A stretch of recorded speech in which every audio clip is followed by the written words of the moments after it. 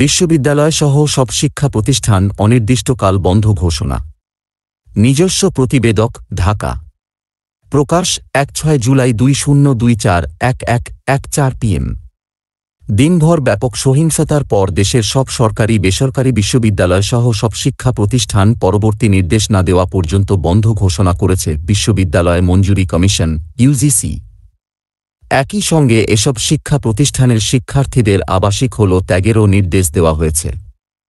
মঙ্গলবার রাতে ইউজিসির সচিব ফেরদৌস জামানের সই করা এক বিজ্ঞপ্তিতে এ সিদ্ধান্তের কথা জানানো হয়। এতে বলা হয়েছে, শিক্ষার্থীদের নিরাপত্তার কথা বিবেচনা করেই এ সিদ্ধান্ত নেওয়া হয়েছে।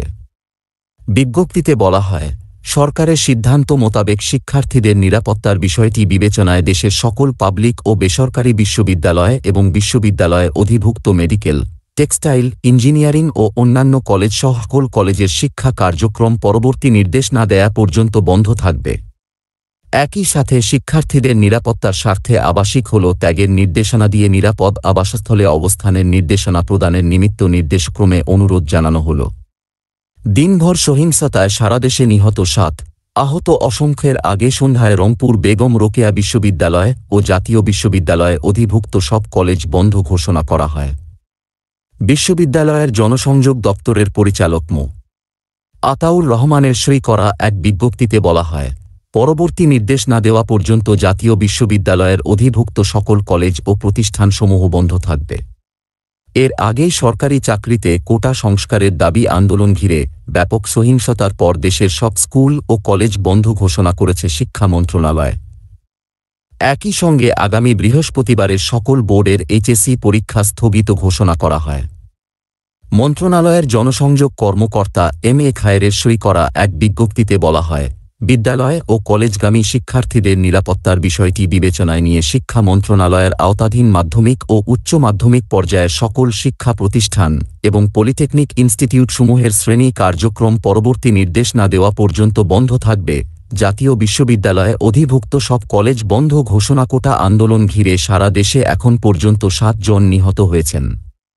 আন্দোলনকারী শিক্ষার্থী, ছাত্রলীগ ও পুলিশের মুখোমুখি অবস্থানে ঢাকা বিশ্ববিদ্যালয়সহ রাজধানী পরিণত হয় রণক্ষেত্রে।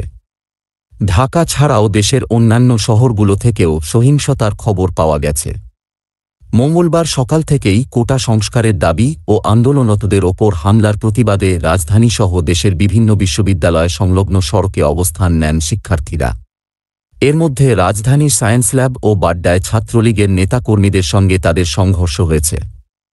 অন্যদিকে আন্দোলনকারী শিক্ষার্থীদের একটি দল মহাখালীর রেললাইন অবরোধ করলে সেখানে পুলিশের সঙ্গে তাদের ধাওয়া হয়। এ সময় আন্দোলনকারী শিক্ষার্থীরা একটি পুলিশ বক্সে আগুন দেয়।